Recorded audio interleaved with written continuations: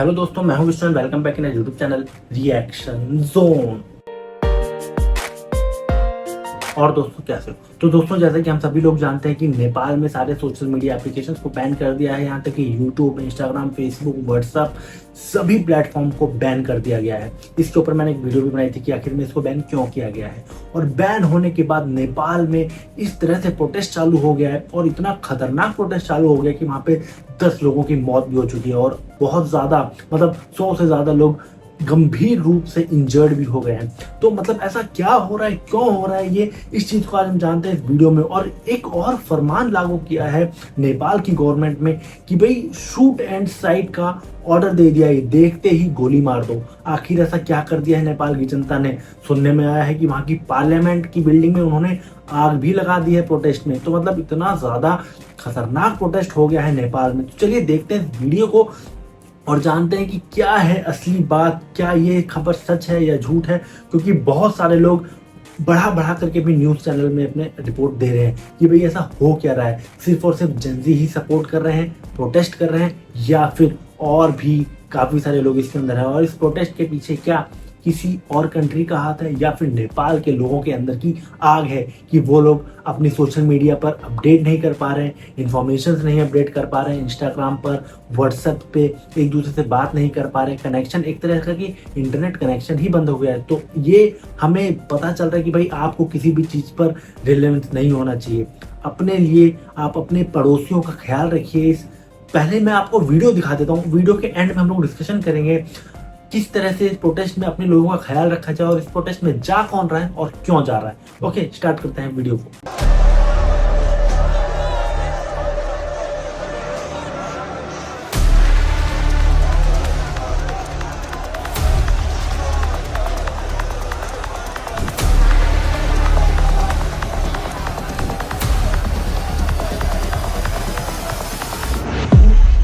ये तस्वीरें नेपाल की राजधानी काठमांडू की हैं, जहां पर कई सोशल मीडिया प्लेटफॉर्म्स बैन होने के चलते जोरदार प्रोटेस्ट चल रहे हैं। सरकार के खिलाफ प्रदर्शनकारी नेपाल की पार्लियामेंट बिल्डिंग के सामने जुटे। प्रोटेस्ट के दौरान प्रदर्शनकारियों ने पार्लियामेंट भवन के एक गेट को आग के हवाले कर दिया। इसी बीच नेपाल सरकार शूट एट साइट का आदेश जारी कर देती है, देखते ही गोली मार देने का आदेश। जब तक हमने आपके लिए रिपोर्ट तैयार की तब तक इसी बवाल में 16 लोगों के मारे जाने और 100 से ज्यादा लोगों के घायल होने की खबर आई है। खबर यह भी आई है कि इस बवाल में एक पत्रकार को भी गोली लग गई। इंडिया टुडे की रिपोर्ट के मुताबिक काठमांडू में प्रधानमंत्री आवास पर नेशनल सिक्योरिटी काउंसिल की बैठक हुई। इसकी अध्यक्षता नेपाल के प्रधानमंत्री केपी शर्मा ओली ने की। उनके साथ मीटिंग में देश के मुख्य सचिव एक नारायण अर्याल, वित्त मंत्री विष्णु पौडेल, गृह मंत्री रमेश लेखक, विदेश मंत्री आरजू राणा देउआ, रक्षा मंत्री मानवीर राय और आर्मी चीफ अशोक राज सिंहदेल मौजूद रहे। अशोक राज सिंहदेल। यह सब तब हुआ जब सरकार के खिलाफ जनरेशन जी या जेन जी की जबरदस्त विरोध रैली हिंसक हो गई। नेपाल की हेल्थ मिनिस्ट्री ने 16 मौतों और 100 से ज्यादा घायलों की सूचना दी है। काठमांडू के हॉस्पिटल्स में लगातार घायलों की तादाद बढ़ती जा रही है। इसके चलते वहां पर रिसोर्सेज की भी भारी कमी हो गई। प्रदर्शनकारियों ने सरकार के खिलाफ करप्शन और बद इंतजामी यानी मेल गवर्नेंस के आरोप लगाए, जमकर नारेबाजी की। सोशल मीडिया बैन को तोड़ने के लिए वीपीएन का इस्तेमाल कर मूवमेंट को कोऑर्डिनेट किया। वीपीएन यानी वर्चुअल प्राइवेट नेटवर्क। ये पब्लिक इंटरनेट पर एक सीक्रेट टनल की तरह काम करता है, जिससे आपकी ऑनलाइन एक्टिविटी पब्लिक से छिप जाती है। इससे इंटरनेट पर आपकी लोकेशन भी बदल दी जा सकती है, जिसके जरिए नेपाल में होने के बावजूद लोग इस बैन वॉल को बाईपास कर पा रहे हैं। क्योंकि फेसबुक, इंस्टाग्राम, व्हाट्सएप जैसे पॉपुलर प्लेटफॉर्म्स को मिलाकर कुल 26 सोशल मीडिया प्लेटफॉर्म्स पर नेपाल सरकार ने तो पाबंदी लगा दी। इसलिए उन्हें अब वीपीएन का इस्तेमाल कर एक्सेस किया जा रहा है। यही वजह है कि सबसे मशहूर और कॉमनली यूज्ड ऐप्स को ब्लॉक कर देने के बावजूद प्रोटेस्टर्स आपस में तेजी से कोऑर्डिनेट कर पा रहे हैं। इसी तरह वो प्रदर्शन से जुड़े वीडियो सोशल मीडिया पर अपलोड भी कर रहे हैं।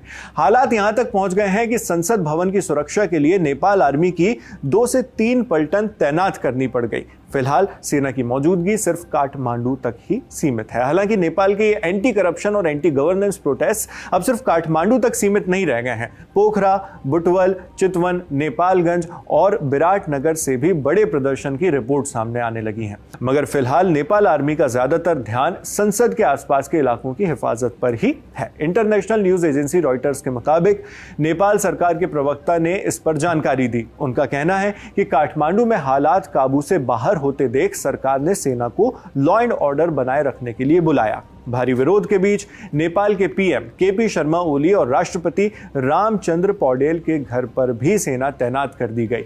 इससे पहले प्रदर्शन को भांपते हुए सरकार ने पहले ही कर्फ्यू लगा दिया था।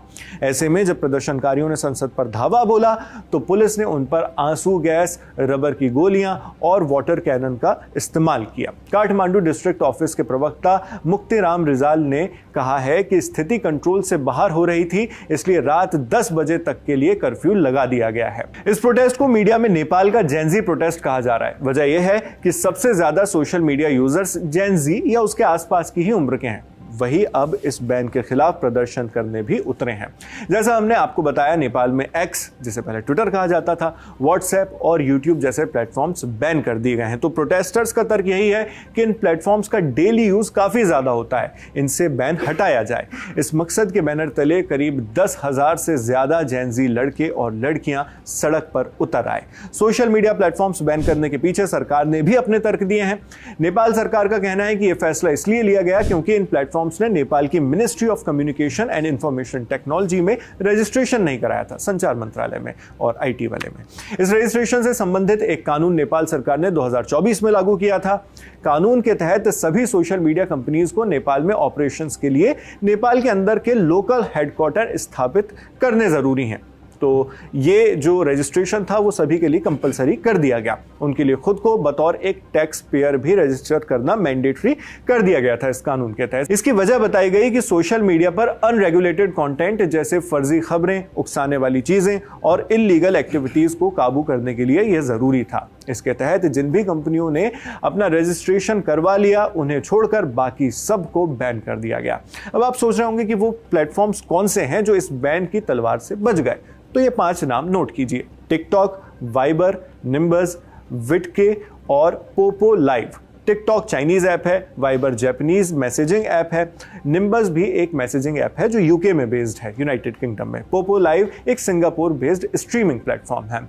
तो ये एक ऐसी खबर है जिसमें लगातार अपडेट्स आ रहे हैं। जब भी कोई नई और बड़ी जानकारी सामने आएगी वो भी हम आप तक इसी तरह पहुंचाते रहेंगे। मैं हूं शेख नाविद, देखते रहिए दी लल्लन टॉप। क्या बात है दोस्तों, हम लोगों ने ये the Lallan top YouTube channel से पूरा वीडियो देखा और जब मुझे ये न्यूज़ मिली थी तब था कि 10 से ज़्यादा लोग इसके अंदर 10 से ज़्यादा लोगों की मौत हो चुकी है, लेकिन इस वीडियो के अंदर बताया कि 16 से ज़्यादा लोगों की मौत हो चुकी है। और अभी जब तक वीडियो आप तक पहुंचेगा तब तक मुझे लगता है नंबर और भी ज़्यादा बढ़ेगा होंगे, क्योंकि ये प्रोटेस्ट रुकने का नाम ही नहीं ले रहा है। और काठमांडू में तो हालात बेकाबू हो गए हैं। वहाँ की गवर्नमेंट में शूट एंड साइट का भी ऑर्डर दे दिया है, क्योंकि वहाँ के प्रोटेस्टर्स ने, वहाँ के लोगों ने पार्लियामेंट के एक गेट को आग लगा दी। मतलब इतना खतरनाक प्रोटेस्ट हो रहा है। और ये यूट्यूब, व्हाट्सएप, ये तो मतलब दिन भर में अगर इसको कोई यूज ना करे तो मुझे लगता है वो जी पाएगा। जिस तरह से इसको नाम दिया जेनजी प्रोटेस्ट, तो मतलब जेनजी लोग जो इसका ज्यादा से ज्यादा यूज करते हैं, इसका प्रयोग करते हैं। बहुत सारे जेनजी भी इस वीडियो को देख रहे होंगे। तो मतलब जेनजी वही जो 2000 के बाद का जिनका बर्थ है। तो मैं ये कहना चाहता हूँ कि भाई इसके अंदर साफ साफ क्लियरली गवर्नमेंट ने बोला हुआ है कि इन कंपनीज ने रजिस्ट्रेशन नहीं करवाया था अपना, जिस वजह से इन्होंने बैन कर दिया। और टैक्स पेयर के लिए भी इनको रजिस्ट्रेशन करना था तो उन्होंने भी नहीं किया। अब बाहर की कंपनीज नेपाल के अंदर आई हैं जिन्होंने रजिस्ट्रेशन नहीं करवाया। उन्होंने एक तरह की इलीगल एप्लीकेशन ही हुई जिन्होंने रजिस्ट्रेशन नहीं करवाया। तो इलीगल एप्लीकेशन को अपने देश में वो चलने दे रहे हैं, इतने टाइम तक चलने दिया और फिर एक समय पर आकर के उसको उन्होंने बैन करने का फैसला लिया। तो यहाँ पर कंपनीज हैं नेपाल की, प्रोटेस्टर्स हैं नेपाल के, और किसके अगेंस्ट प्रोटेस्ट कर रहे हैं? वो नेपाल के अगेंस्ट प्रोटेस्ट कर रहे हैं। जान किसकी जा रही है? अपने नेपाली लोगों की जान जा रही है। घायल कौन हो रहा है? अपने नेपाली लोग घायल हो रहे हैं। क्या इसके अंदर जब ये एप्लीकेशन बैन हुई तो जो इन एप्लीकेशन के ओनर्स हैं उनको कुछ फर्क पड़ रहा है? नहीं फर्क पड़ रहा है, क्योंकि उनकी एप्लीकेशन नेपाल के अलावा और भी काफी सारी कंट्रीज में अवेलेबल है। उनके यूजर्स ज्यादा से ज्यादा, नेपाल में कितने लोग हैं? आई थिंक 3 से 4 करोड़ की जनता है नेपाल में, तो उनका लॉस सिर्फ उतना ही हुआ है। लेकिन और भी सारी दुनिया में ये एप्लीकेशन चल रही है तो उनका ज्यादा नुकसान नहीं। तो मैं बस यही कहना चाहता हूँ कि प्रोटेस्ट आप करो तो पीसफुल प्रोटेस्ट कीजिए। नेपाल गवर्नमेंट को भी पता है कि ये सारी एप्लीकेशन को डेली यूज करना बहुत ज्यादा जरूरी है। इसके पीछे और क्या कारण हो सकता है, लोग क्यों इसके ऊपर इतना प्रोटेस्ट कर रहे हैं? अगर आपके पास कुछ और इसका कुछ और लॉजिक है कि भाई नेपाल गवर्नमेंट ने इसलिए इसको बैन किया है, बहुत सारे लोग ये भी बोल रहे हैं कि नेपाल गवर्नमेंट ने इसलिए इसको ये रूल्स लेके आ रहे हैं क्योंकि सारी की सारी कंट्रोल उनके हाथ में रहे, कोई नेपाल गवर्नमेंट के अगेंस्ट में ना बोल पाए। तो वो तो सेकेंडरी चीज है ना। अभी जो जाने जा रही है वो किसकी जा रही है? हमारे अपने लोगों की, नेपाली लोगों की जाने जा रही है। तो प्रोटेस्ट में, किसी ऐसे प्रोटेस्ट में आप जान गंवा रहे हो, ये बहुत ही इलॉजिकल चीज है मेरे हिसाब से। और जो लोग जान को लेकर के, मतलब जिंदगी यार दोबारा थोड़ी आएगी। प्रोटेस्ट आप आज कर रहे हो, 4 दिन बाद प्रोटेस्ट खत्म हो जाएगा। नेपाल गवर्नमेंट बैन करे ना करे, इस चीज को बैन हटा भी सकती है, नहीं भी हटा सकती है। और यहाँ तक कि नेपाल गवर्नमेंट को बिल्कुल भी फर्क नहीं पड़ता, क्योंकि उन्होंने शूट एंड साइड का ऑर्डर दे दिया है, मतलब देखते ही गोली मार दो। तो इसमें किसका नुकसान हो रहा है? जो आम जनता है, जो मिडिल क्लास फैमिली है, उसी का नुकसान हो रहा है। उन्हीं के बच्चे गोली खा रहे हैं, उन्हीं के लोग गोली खा रहे हैं, मर रहे हैं, इंजर्ड हो रहे हैं। काठमांडू हॉस्पिटल में उनकी तादाद बढ़ती जा रही है। तो प्रोटेस्ट आप करो, लेकिन पीसफुल प्रोटेस्ट करो, तोड़ फोड़ मत करो। नेपाल की गवर्नमेंट को मतलब ऐसे सामने इस तरह से पीसफुल प्रोटेस्ट कर दो आप कि उनको झुकना पड़ जाए।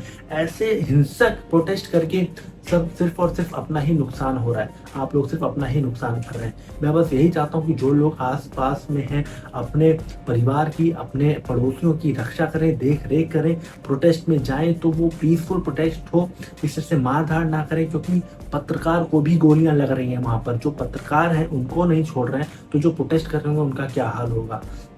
तो बस यही रिक्वेस्ट है कि पीसफुल तरीके से इसको सॉल्यूशन किया जाए। और नेपाल गवर्नमेंट से भी ये रिक्वेस्ट है कि भाई वहाँ की जनता के लिए कुछ सॉल्यूशन निकाला जाए, कुछ और। या तो आप अपनी खुद की एप्लीकेशन, क्योंकि बहुत सारे सोशल मीडिया इन्फ्लुएंसर, बहुत सारे यूट्यूबर्स इन सोशल मीडिया प्लेटफॉर्म से अर्निंग करते हैं, उनकी अर्निंग रुक गई है। तो क्या करें वो लोग? बहुतों का घर चल रहा है इन प्लेटफॉर्म से, क्या करें वो लोगों को? कोई सॉल्यूशन दिया जाए।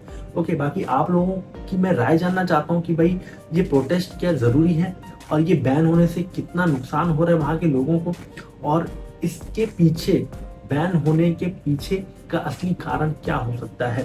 आप अपनी राय मुझे कमेंट सेक्शन में दीजिए। और मैं बस यही चाहता हूँ कि आप लोग अपने परिवार का, अपने पड़ोसियों का, अपने आसपास जितने भी लोग हैं, उनकी सुरक्षा के लिए कुछ ना कुछ कदम उठाएं। ओके दोस्तों, चलिए मिलते हैं फिर अगली वीडियो में। तब तक के लिए बाय बाय।